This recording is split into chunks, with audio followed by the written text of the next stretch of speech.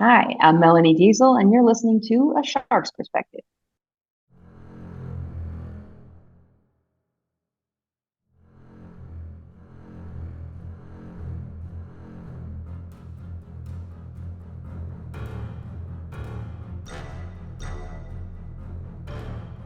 Welcome back, and thank you for joining A Shark's Perspective.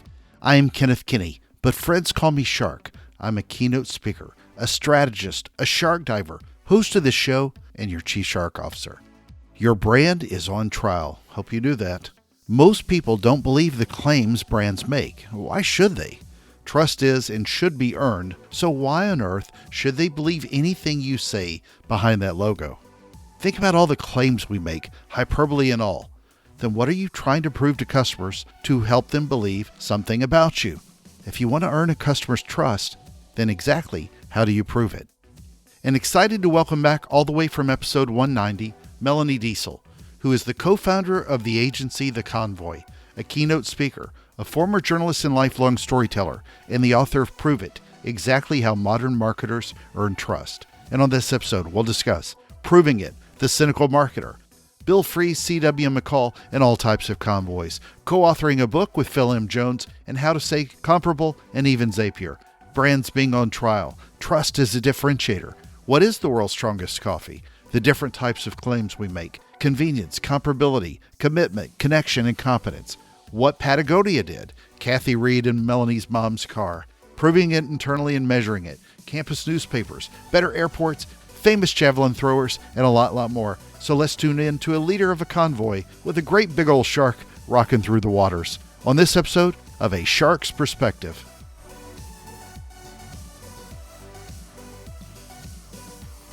Melanie, welcome back to A Shark's Perspective. Go listen to episode 190 to get the fuller bio update with a quick story, but tell us a little bit about where you are and where you've been in your career, please.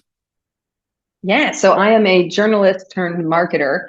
I used to say recovering journalist because I do feel like journalism is a bit of an addiction in that way. But yeah, so I've always been like a storyteller. I've always been, relentlessly curious and trying to learn new things. And I found that when I couldn't get a job in journalism because the media industry was quite tumultuous at the time, I found my way into marketing and have not looked back. So it's been a wild ride. I did some time with big media brands you know and love, HuffPost, New York Times, Time Incorporated. Have done quite a few years as a consultant and speaker out my own, and just launched my second book called Prove It. And you've also, I know you dabble in the consulting world. So where did your agency name come Yeah. from, The Convoy? So the Convoy is a startup that I created with my husband, really designed to help small businesses. So the idea behind the Convoy was basically, small businesses, independent, family owned, whatever you want to call it. They generally don't get the same pricing and discounts as like big chains do because there's not as many of them. But when you actually look at the numbers, most businesses are small and independently owned businesses. So our idea with the Convoy was to basically gather all those people up into a convoy, and use that negotiating power to, negotiate discounts for services, products, et cetera, on their behalf. So it wasn't based off of the famous Bill Fries, C.W. McCall song. It was not. It was not. It was also, the timing was horrible. It was the Freedom Convoy was happening. The Russian convoy was coming into Yeah. the news. Oh, We that's were like, great. we're not that convoy. Yeah, really. But you know that Bill Fries was an advertising guy that did an ad campaign for a bread company. And then he turned that ad campaign into a song that became a number one country song like 50 years ago. And he just died not that long ago. And I remember reading about it, but I thought it was pretty funny. It made me think of the Convoy when I saw you at Content Marketing World. So anyway, congratulations on the new book. Prove It, Exactly How Modern Marketers Earn Trust. What was the impetus for the book, and how did you rope in this unknown speaker, Phil M. Jones guy? So yeah, the idea for the book came from, my first book, the Content Fuel Framework, was all about how to come up with content ideas. And a lot of times I discovered the follow-up question or like the next step was people saying, well, now how do I choose what to start with? Like I've got ideas, now that's not a problem, but like, where do I start? What should I prioritize? And my answer was always some version of like whatever's most important for your business. Like, what are you trying to prove to customers? What are you trying to help them believe about you? What are the biggest, misbeliefs that you're like overcoming, right? But I realized I wanted something more actionable than that. That felt like I needed to give a resource to actually help figure that out. So Phil Jones is actually a friend of mine. We've known each other for years, dating back to, NSA, New York City, the National Speakers Association. And I mean, obviously the man knows how to sell books, right? So I asked him if he would brainstorm with me. Like, I've got this seed of an idea. I'm not totally sure where I'm going to take it, but like, can I pick your brain? And so as the two of us were talking it out, we just realized there was such a synergy between my take on it from a marketing perspective and his take on it from a sales perspective of how do you align those sort of like key business claims that you're making and creating content as proof to back it up to help earn that trust.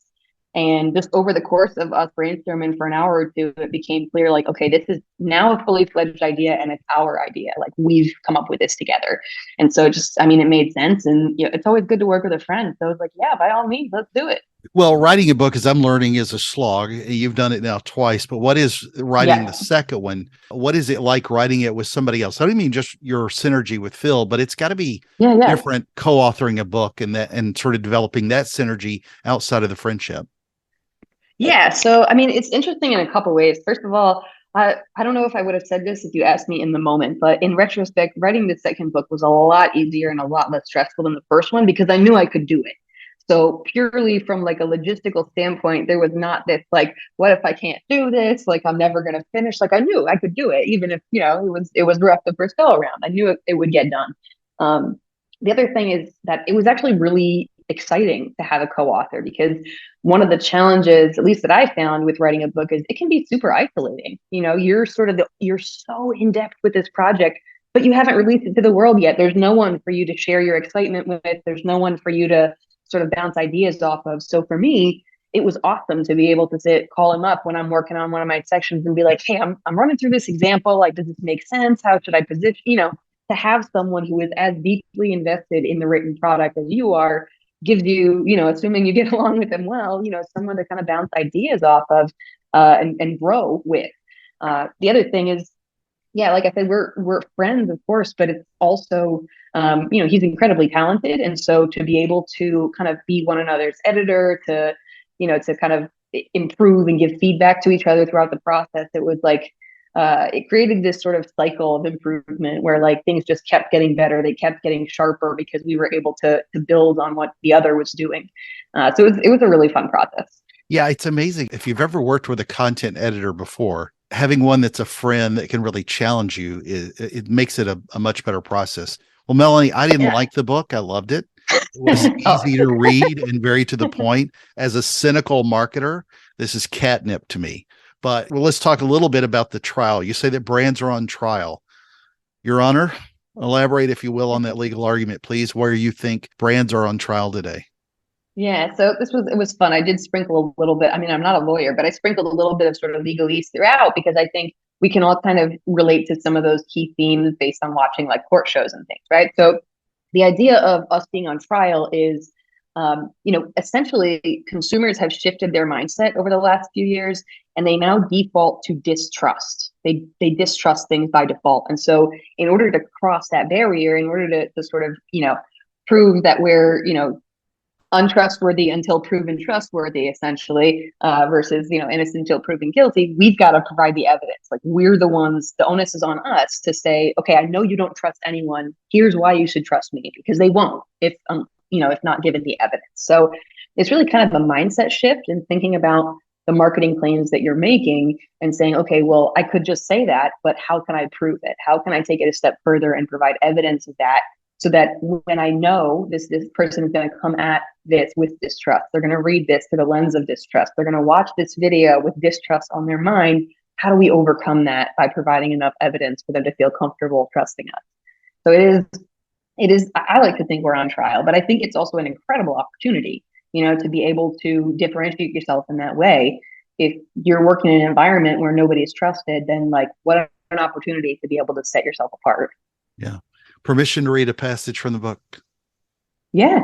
So I love this. Even when marketers, sales professionals, and business owners have the absolute best of intentions, most of us still don't do a very good job of backing up our business claims. Often, when asked to expand upon a claim or provide more context, We simply repeat the claim or at best rephrase it, but that's not how you win consumers' trust. I love that.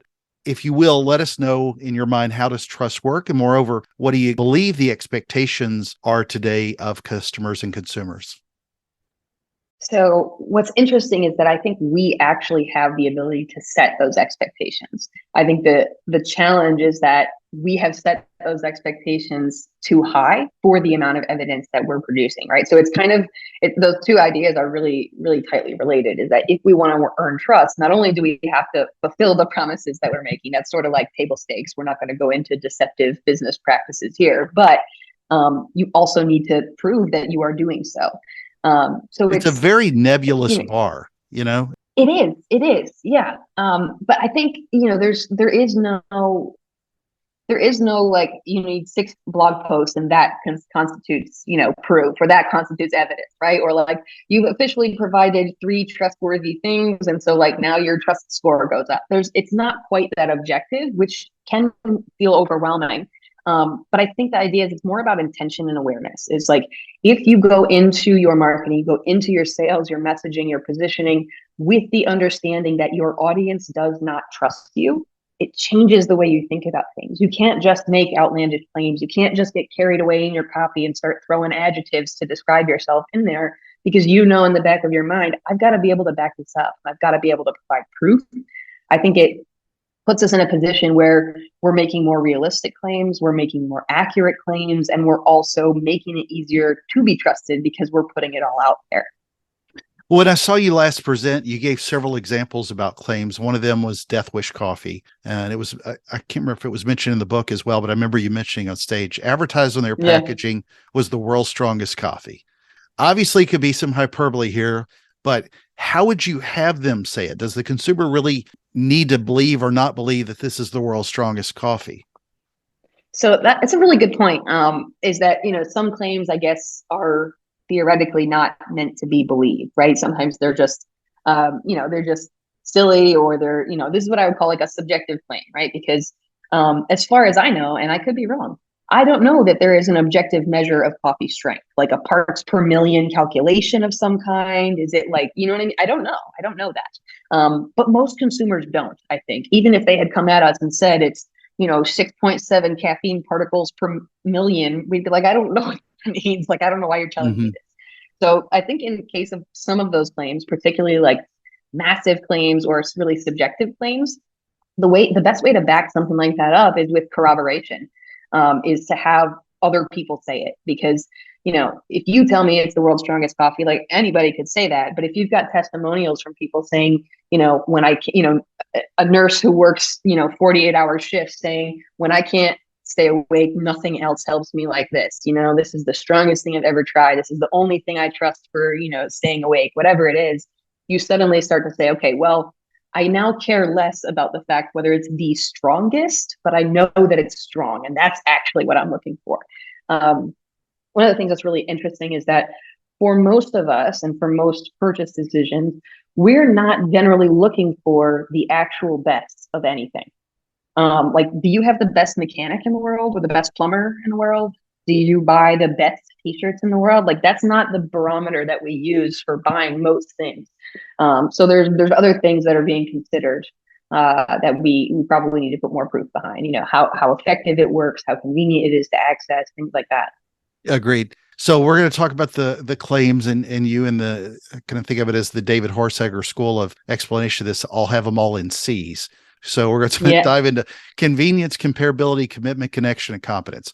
First, with convenience, the claim of convenience. You gave some great examples about customer service failures, especially the Geico ones, and with how we express that. But how would you rather someone like Geico, I'm going to use that one that we're fairly familiar with. How would you rather a company like that do it in a perfect marketing and advertising world, so that if you hear somebody say so easy, a caveman could do it, it may still, to the point you mentioned earlier, it may far well outperform in an ad campaign more practical and trustworthy messaging.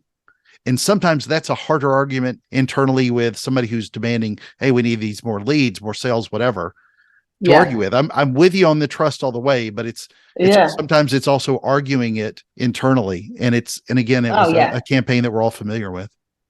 Well, what's really interesting about Geico is that they actually kind of do a really good job of doing both. So in addition to So Easy a Caveman could do it, they also have 15 minutes could save you 15% or more, right? Yeah. So there's a very specific convenience claim. Like they're not, in this case, they're talking about speed.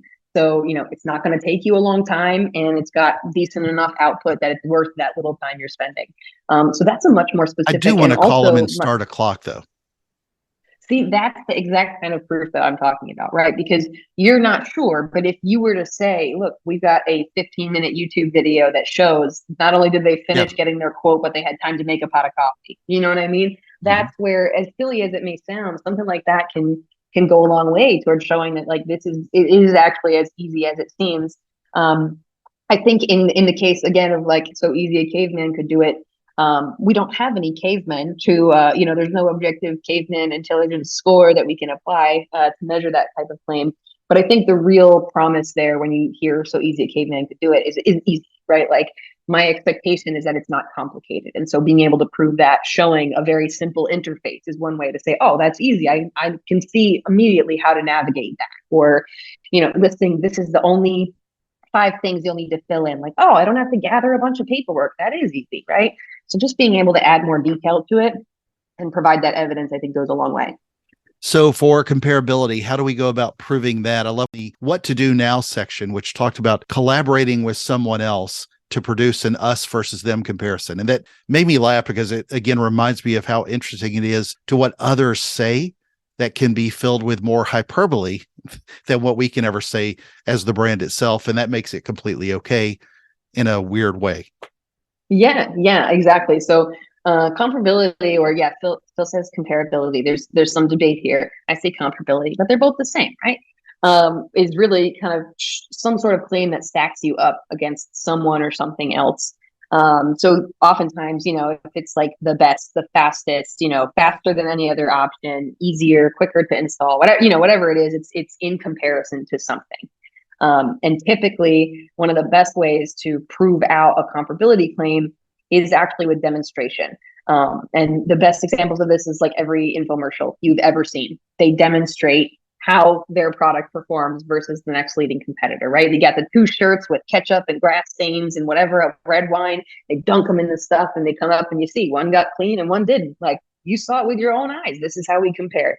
Now, the infomercial, like cheesy side-by-side split screen approach may not work for every type of product, but there is probably some version of that you could do to show how those things happen. So just coming back to our Geico 15 minutes, it's easy to say that you could do this twice, once with Geico and once with someone else, and compare those times. You could do it many times and create an average response time here, an average response time there, and show it side by side. You could talk about, average ratings for things and show it side by side. There's just ways to do it that, are essentially demonstrating, here's how it looks with some other solution, even if it's not a specific company or brand, and here's how it looks with us.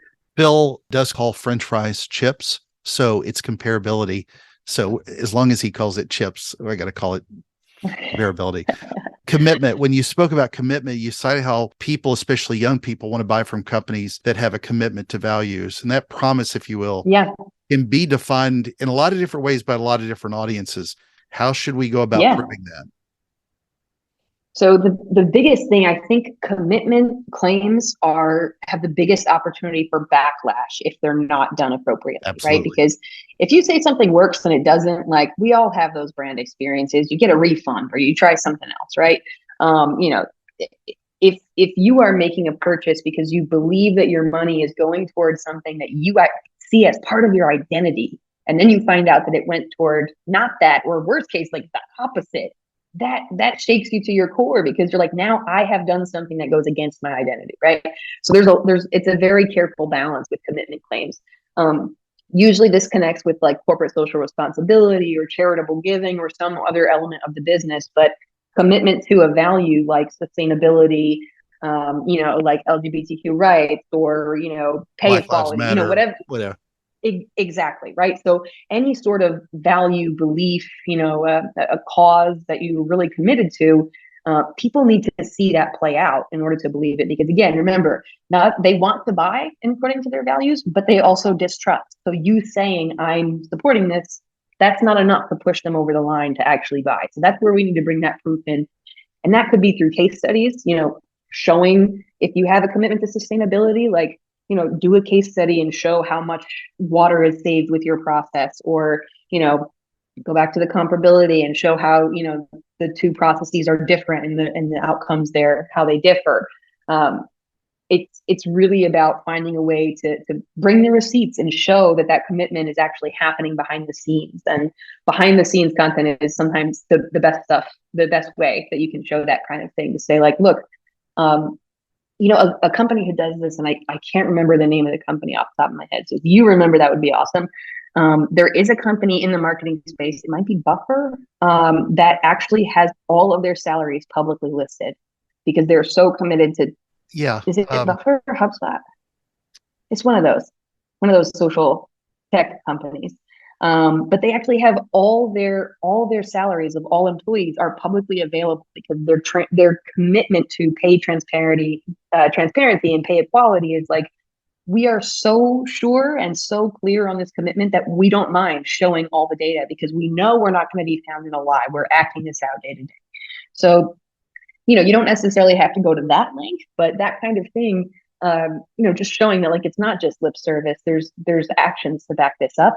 That's the kind of thing that can push them over that from distrust into trust and being willing to make that value-based purchase. Well, and another one you brought up, and I laughed at the time I saw you talk about it because you get so excited about it, was Patagonia. And so the day I think you presented at Content Marketing World was the day after he had given away the company.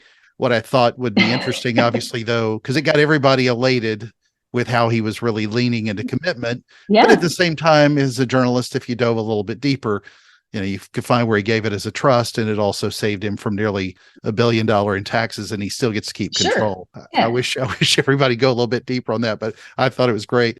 Connection. Let's talk about the connection claim and the importance of an Atlantic blue Ford Escort.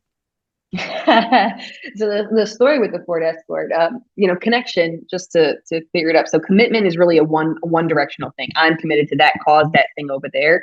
Connection is really a two-way relationship, right? There's ongoing interaction. There's a connection between two people. This is like you're a person, a name, not a number kind of vibe. The Escort is a car that a woman named Kathy Reed sold my mom back in 1997. My mom had a bad car buying experience, and so was kind of skeptical. Met Kathy at a place called Family Ford, and was like, I'm hoping for that like family treatment, the family experience, I guess. And she certainly got that with Kathy. So Kathy is wonderful, remembered things like our car buying anniversary and sent cards. Had my mom a calendar made for the following year that had the picture of all of us standing in front of a new car. She knew my mom would love the picture of us kids, right?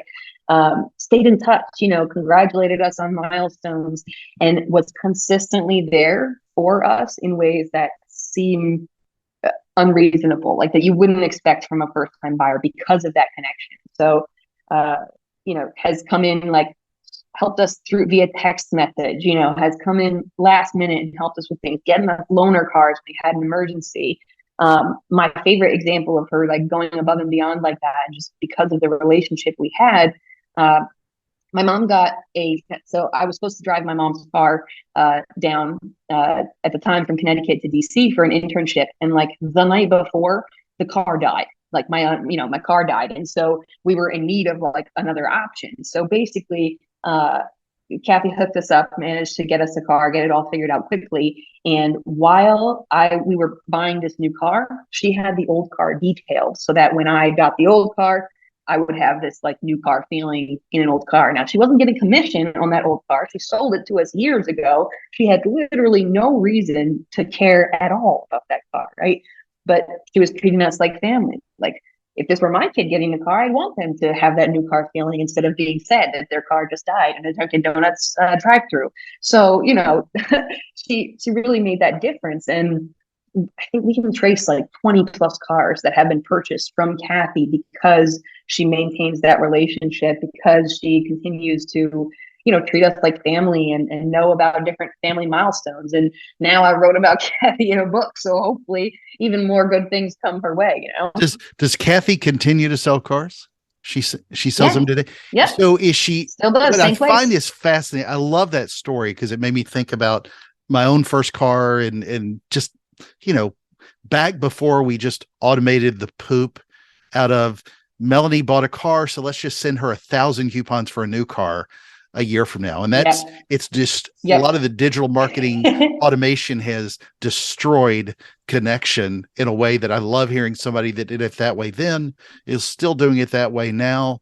And it's those Yep. little touches that can just be just amazing. So, Yeah, yeah. I think this is probably where the closest overlap is between like the prove it approach to yeah, creating content and like customer experience. That's probably the closest overlap is in that commitment area because it's really about I'm telling you I'm committed to my customers. I'm committed to building or I'm connected to you and building this relationship.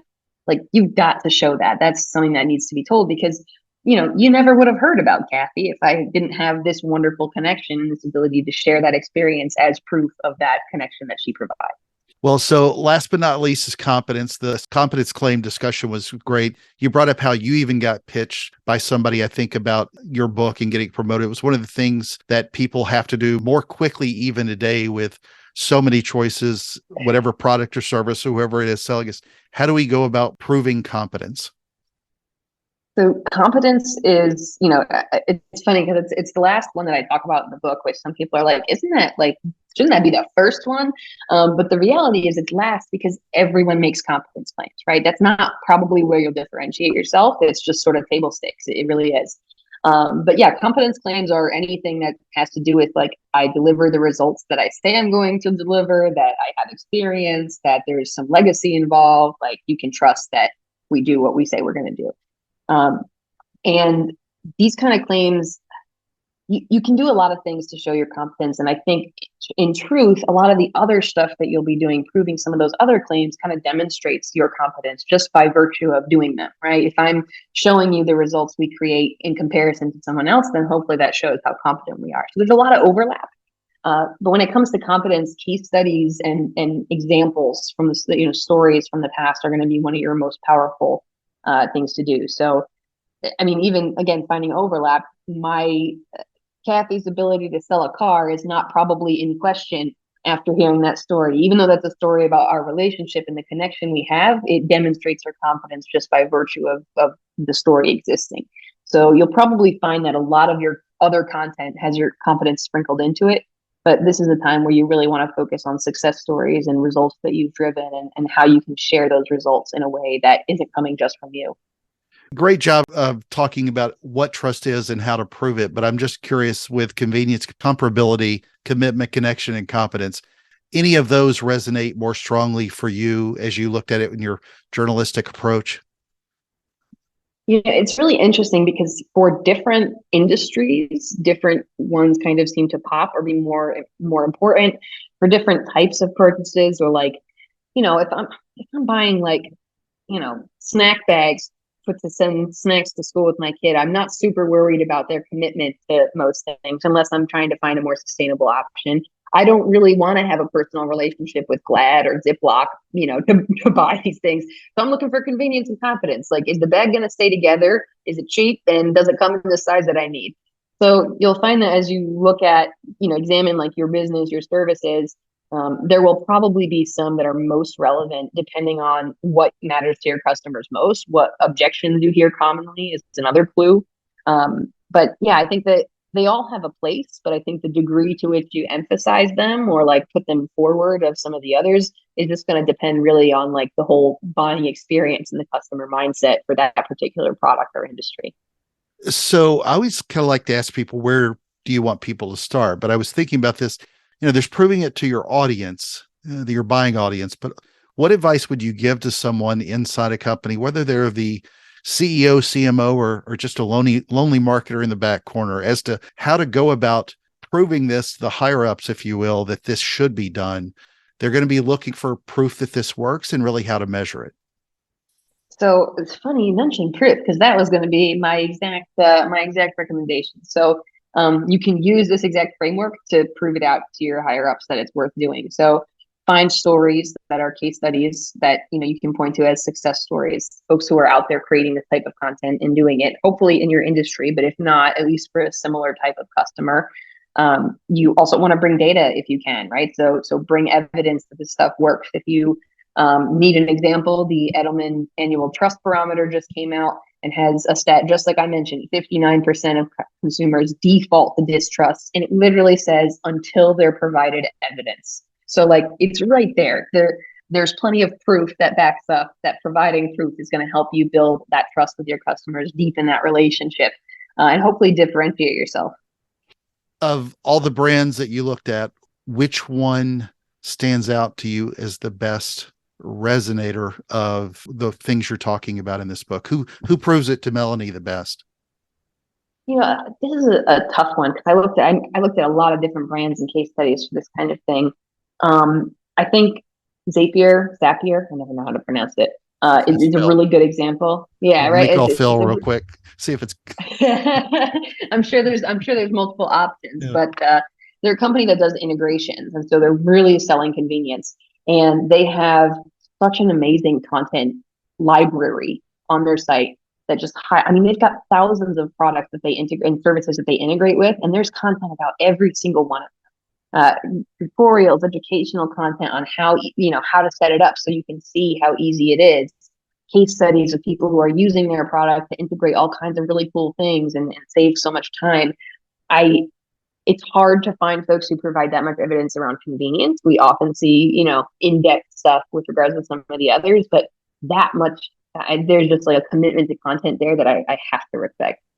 Yeah. One of the reasons that I love this point, or the whole point of the book, and I'm just going to add as we go towards the close, is I think this is a great book for marketers, especially in the B2B space, because I worked in both B2C and B2B. And to your point about snack bags, yeah, I'm with you.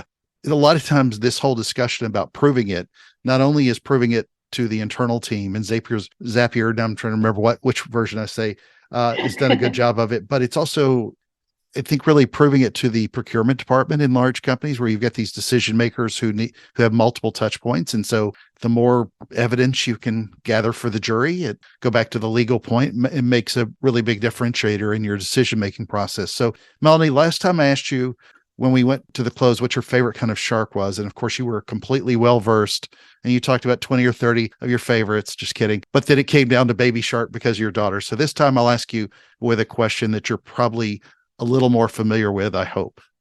Who is your favorite javelin thrower of all time? Oh man. I don't know one. I've never heard of one except for the one I've turned on during the Olympics. So I'm going to have a hard time naming a specific one because I'm years out of practice. For some background context, I was a javelin thrower in high school. So I think anybody I could name is probably long since retired. But we do see a lot of amazing javelin throwers come out of like the Netherlands, especially that sort of zone, Iceland.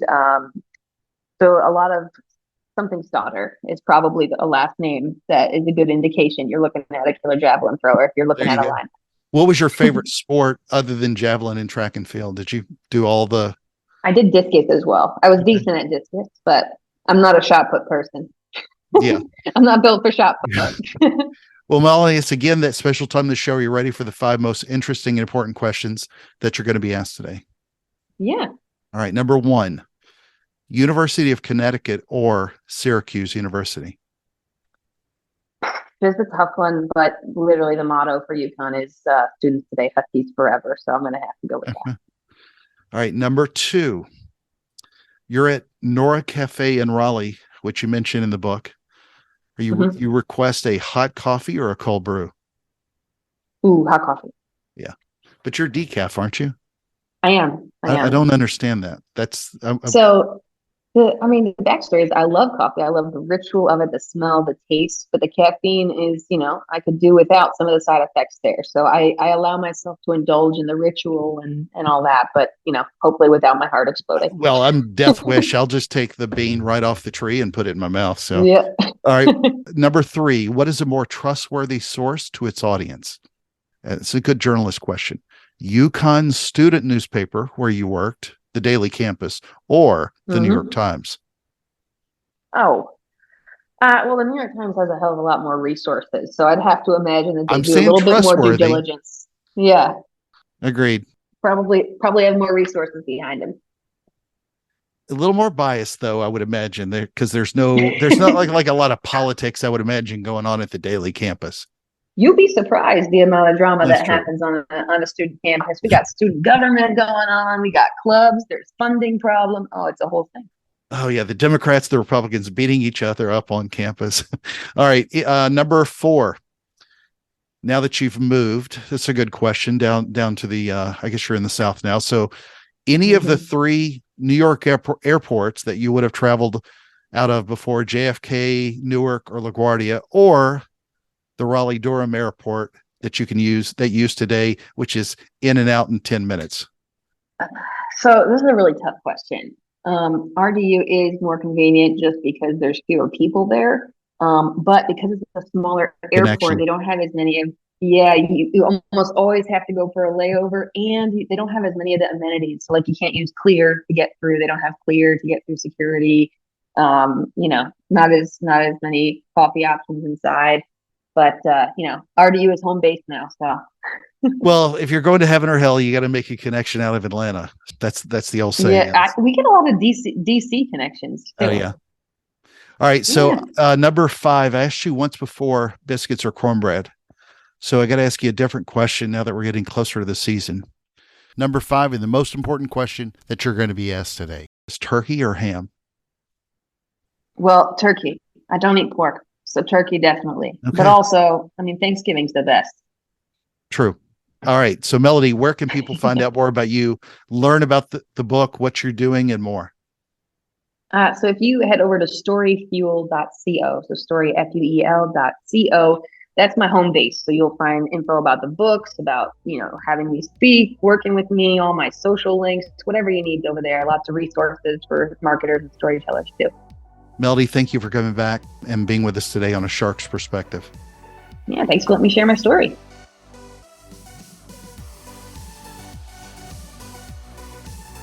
So there was my conversation with Melanie Deziel, the co-founder of the agency The Convoy, a keynote speaker, a former journalist and lifelong storyteller, and the author of Prove It, Exactly How Modern Marketers Earn Trust. Let's take a look at 3 key takeaways from our conversation with her. First, is your brand on trial? Guilty as charged, I think, but I'm a cynic. Melanie says consumers default to distrust. Innocent until proven guilty. Trust is a differentiator in that if you could show that you're more trustworthy than another brand, then you're way ahead. Start thinking about the claims you regularly make. Can you back it up? Can you walk the talk? Customers are asking. That's why they're considering you. So go into this knowing your audience likely doesn't trust you. For them, make it easier to be trusted. Second, when you think about trust in marketing and advertising, just look at the typical campaigns, for example. People use so many superlatives. Think about a PPC campaign even. If you leverage the machine learning and AdWord engines, then they will default to what works, which may in fact be the hyperbole your customers are questioning or trying to avoid, just because it performs better in the engine. Being the best ever may give you a quick click-through, but being not trustworthy can be a forever bounce out. Third, demonstrate how your product or service performs. It's one of the best and easiest ways to show how you can walk the talk. Don't just say it, show it. Especially think of the cost of burning trust with commitment. Is the cost so bad when they get a refund? Yes, but it's actually much worse. The complex costs you don't see when losing trust goes far beyond the simple price. Got a question? Send me an email to kenneth@asharksperspective.com. Thank you again for the privilege of your time, and I'm so thankful to everyone who listens. Be someone who proves it today, and thank you for letting me share my story. Join us on the next episode of A Shark's Perspective.